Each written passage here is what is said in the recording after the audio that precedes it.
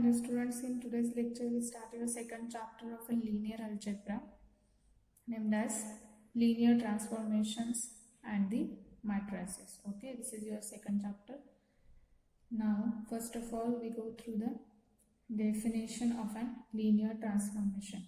Okay, so definition, linear transformation.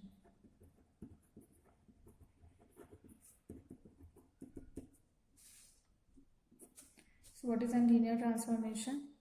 Here in the linear transformation we deal with the two vector spaces. Okay, in first chapter we deal with only one vector space. Now in the linear transformation we go through the two vector spaces, some linear map which is passes through that two vector spaces, and some properties which are based on that. Okay, so definition, let V and W be two vector spaces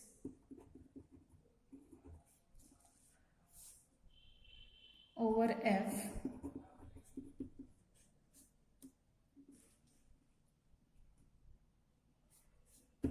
a linear transformation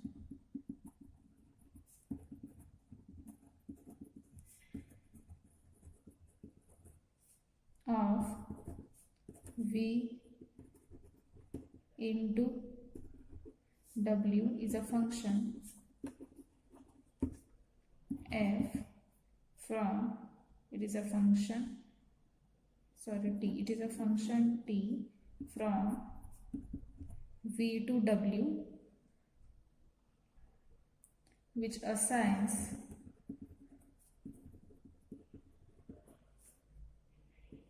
to each vector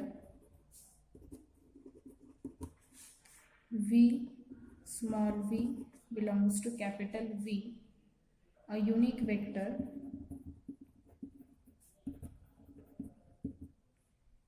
W is equal to T of V belongs to W such that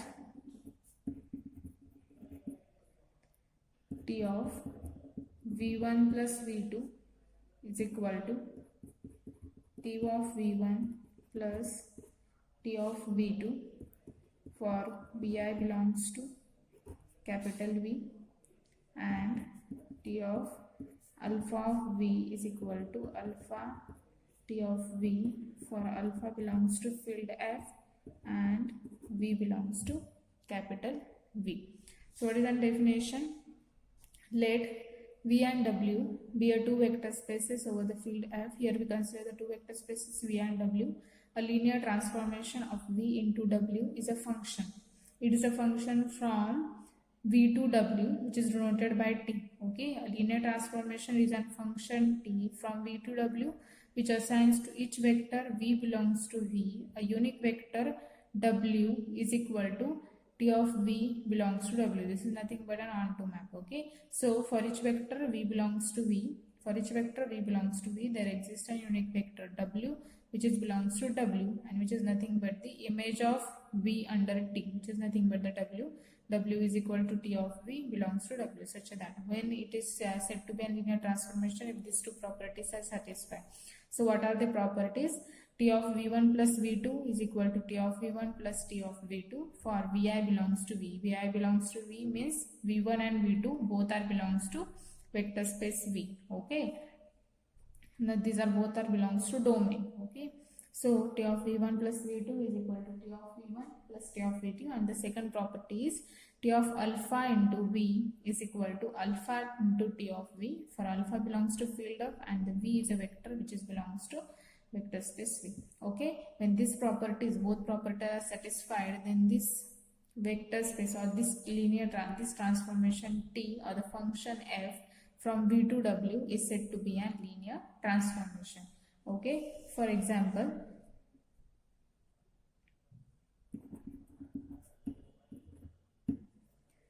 first example, the function T from R1 to R1 defined by T of x is equal to alpha of x for some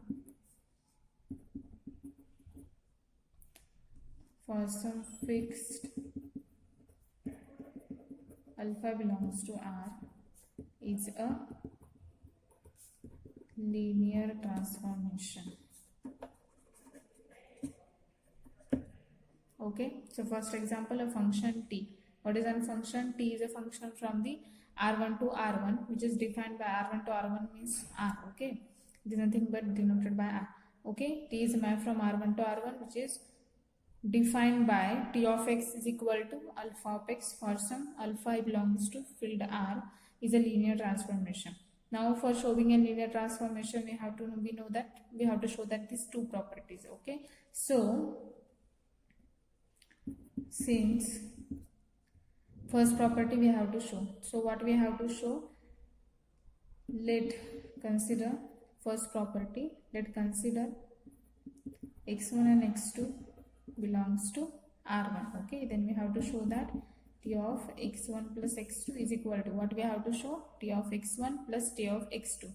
So consider T of x1 plus x2 is equal to, so what is this, T of x1 plus x2? By definition we know that T of x is equal to alpha of x. Okay, so by definition this is alpha into x1 plus x2 in bracket by definition. Okay, so which is equal to, then alpha is multiplied inside the bracket, which is nothing but the alpha into x1 plus alpha into x2. Therefore which is equal to, as x1 and x2 belongs to R1, okay, and T is a map from the R1 to R1, this properties are satisfied for the, this property is satisfied for the x1 and x2. Therefore from this we have T of x1 is nothing but alpha of x and T of x2 is nothing but the again alpha of here x2 and here x1. T of x1 is alpha of x1 and T of x2 is nothing but the alpha of x2.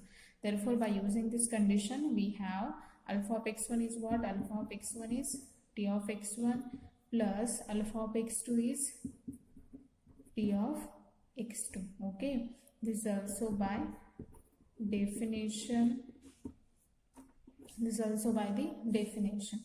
Therefore we have T of x1 plus x2 is equal to T of x1 plus T of x2. Therefore the first property is satisfied. Now what is the second property? Second property, what is the second property? We have to show that T of alpha v is equal to alpha into T of v, for alpha belongs to field F and the v belongs to vector space V. So consider T of alpha of x. Okay, consider T of alpha of x. Then we have to suppose consider here member beta. Okay, here alpha we have given in the statement. Okay, or definition, then we here we consider as a beta. Consider T of beta of x, which is equal to, by definition, what is this? T of beta of x by using this definition is nothing but alpha of beta of x. Okay, therefore which is equal to, which can be written in the form, how it can be written?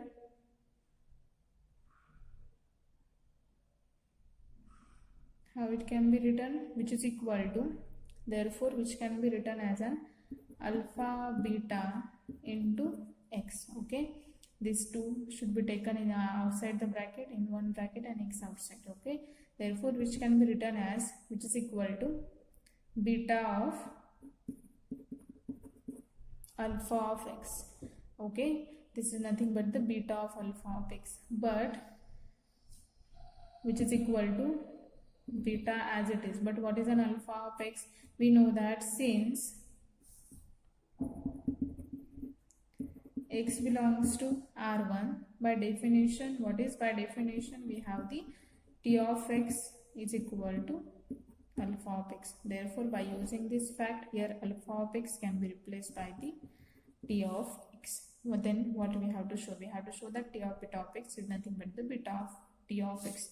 by using this fact. We have to show in the second property what we have to show. T of alpha of v is nothing but the alpha t of v. Therefore, by using this, we have t of beta of x is equal to beta into t of x. Therefore, since why this is happened, since x belongs to R1, we know that the t of x is nothing but the alpha of x. Thus,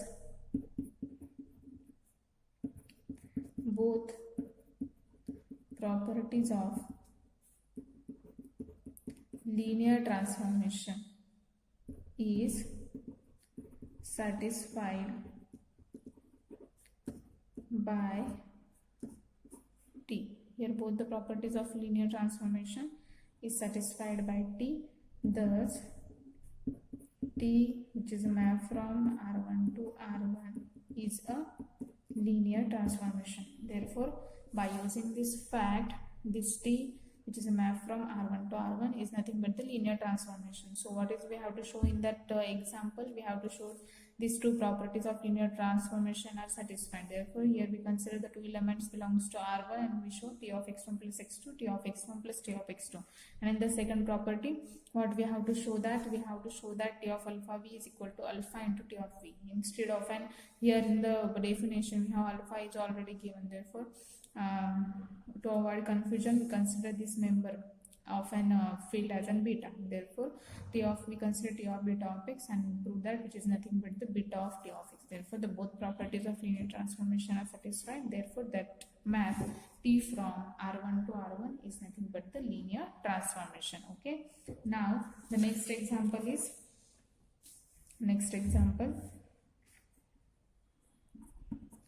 second example. Let f be a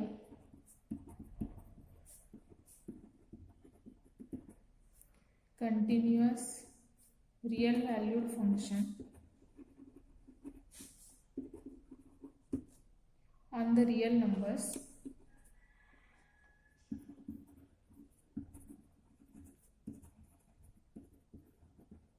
then the root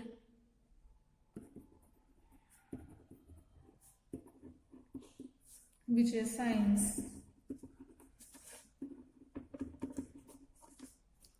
f the integral I of f is equal to integral 0 to 1 f of t dt is a linear transformation. So what is an example? Let f be a continuous real valued function. We have given f as a continuous real valued function on the real numbers. Then the root which assigns f the integral I of f. The integral I of f can be defined as equal to integral 0 to 1 f of t dt. We have to show that this is nothing but the linear transformation. So what is we have to show? Proof. We have to show that this is the linear transformation. For this, we have to show that first property I of f1. Let's consider f1 and f2. Let's consider f1 and the f2, which are the continuous function, okay, which are belongs to C of closed interval 0. And since these are the continuous real valued function which is defined at the closed interval 0, okay. So continuous real valued function which is defined on the C of closed 0 1, or these are the continuous real valued function which is defined on the C over R. C over R is nothing but the continuous function or the continuous real valued function. Okay, so first of all, we have to show that as f1 and f2 belongs to this, they satisfied this property I of f1. Thus, we have I of f1 is equal to integral 0 to 1 f1 of t, and I of f2 is equal to integral 0 to 1 f2 of t. Okay, therefore, these properties, two properties satisfied by f1 and f2. Now, we have to show that. What we have to show? We have to show that I of f1 plus f2 is equal to I of f1 plus I of f2. This is the first property of the linear transformation that we have to show. Then consider I of f1 plus f2. Consider this, which is equal to by using an definition. What is an I of f? I of f is integral 0 to 1 f of t dt. Therefore, this can be written in the form integral 0 to 1. Here f1 plus f2 is given. Okay, instead of an f, therefore put f as in this value f1 plus f2 operating on t into dt. Okay, therefore it can be written as, how it can be written, integral 0 to 1 f1 of t plus f2 of t into dt. Therefore, which can be written as equal to integral 0 to 1 f1 of t dt plus integral 0 to 1 f2 of t into dt. But what is on this integral 0 to 1 f1 of dt is nothing but the I of f1, and integral 0 to 1 f2 of dt is nothing but the I of f2. Therefore, consider it as an first equation, which is nothing but the I of f1 plus I of f2. This is by the first. Okay, therefore we have I of f1 plus f2. We have to show this. Okay, I of f1 plus f2 is equal to I of f1 plus I of f2. Therefore, here we get I of f1 plus f2 is equal to this I of f1 plus I of f2. So the first property is satisfied. Therefore, I of f1 plus f2 is equal to I of f1 plus I of f2. This first property is satisfied. Now what we have to show? We have to show the second property. So what is on second property? We have to show that I of alpha of x is equal to, what we have to show, is equal to alpha into I of x. Okay, so what is an I of alpha of x by definition? I of alpha of x is what? Is nothing but, we know that the I of f is equal to integral 0 to 1 f of t dt. Therefore, by using this definition, how it can be written? I of alpha of x is equal to integral 0 to 1, sorry, here I of alpha of f. How it can be written? Integral 0 to 1 alpha of f into t dt. Okay, by using definition, it can be written in the form integral 0 to 1 alpha f t into dt. Therefore, which can be written as equal to, therefore alpha, here alpha can be take outside the bracket, outside this integral. Okay, which can be written as alpha into integral 0 to 1 f of t into dt. So which is equal to alpha into, what is this, integral 0 to 1 f of t dt. How it can be looks like? We know that this is nothing but the definition. Okay, but this value integral 0 to 1 f of t dt is what? This value is I of f. Okay, this is the definition which we have given. Okay, this is nothing but I into I of f, since in bracket what is I of f is equal to integral 0 to 1 f of t dt, which is already given, okay, in the definition. Therefore, we have I of alpha of x is equal to alpha into I of f. Therefore, the both properties of the linear transformation satisfied by this I. Okay, so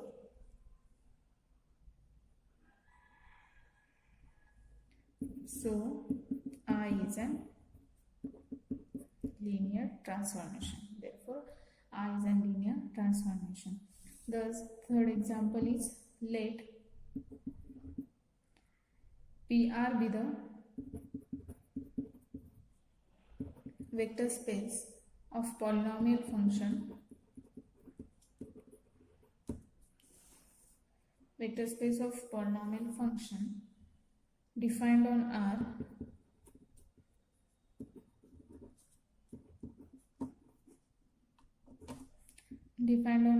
then the derivative function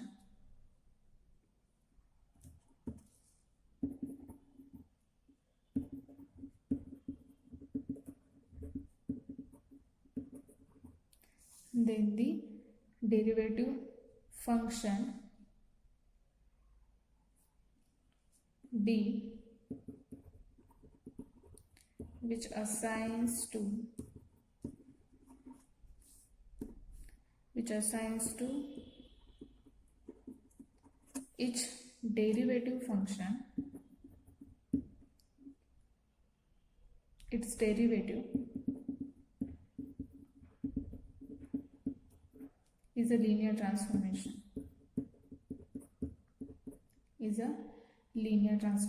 So what is our next example? Let PR be the vector space of polynomial function. PR is an polynomial function vector space defined on R, and which is defined on R means what? The coefficients of this polynomial functions are nothing but the from R. Then the derivative function D, which assigns to each derivative function. Then the derivative function, here we have to show that this derivative function is a linear transformation. So what is we have to show? I can shortly explain this. We have to show in that case derivative function is denoted by D. Okay, so we have to show that D of f1 plus f2 is equal to D of f1 plus D of f2. This is the first property of the linear transformation, and what we have to show the second property, D of alpha of f is equal to alpha into D of f. Okay, for alpha belongs to field f and f1 and f2